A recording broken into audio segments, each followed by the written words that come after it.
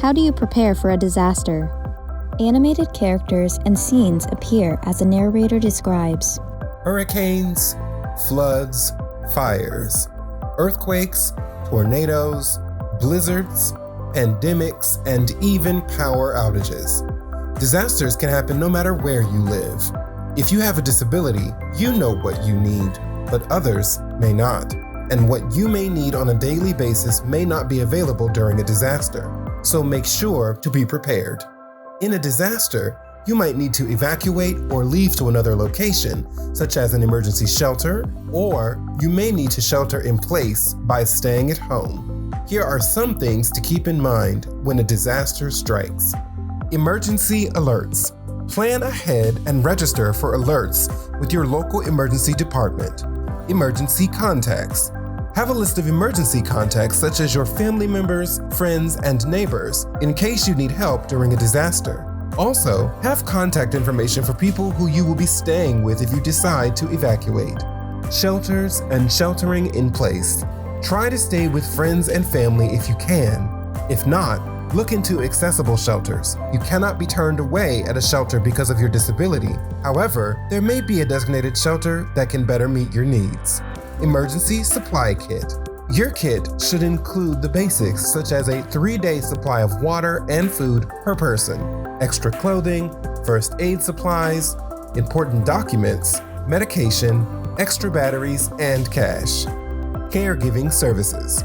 Touch base with your caregivers to create a plan if your caregiver is not able to join you if you decide to evacuate. Medication. Contact your insurance provider to see if you are eligible for an extended supply of medications. An extended supply can range from a 30 to a 90-day supply. If you are evacuated to another area and your medication runs out, contact your insurance provider to find the nearest pharmacy that accepts your insurance or has an out-of-network option. Documents. Keep a printed or digital copy of important documents such as your ID or driver's license, insurance cards, and social security card. Transportation. Evacuation routes and public points of pickup may be announced before and during a disaster. Contact your local emergency management to verify how this information will be made public. However, know that public and accessible transportation may become unavailable due to the disaster. Call your local metro or public transit to check when transportation stops running. Special equipment.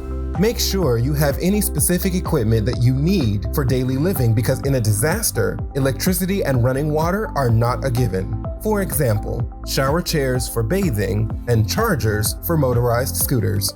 Service animals. If you have a service animal, make sure you have the supplies they need, like food and water. Returning home. Check to make sure it's safe to go home and that water and power are back on before returning. Apply for benefits.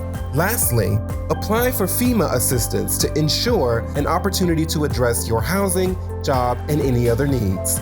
If you run into problems related to inaccessible shelters, or you feel you have been wrongfully denied disaster services or need resources to prepare for a disaster, contact your state's protection and advocacy organization, also called the P&A.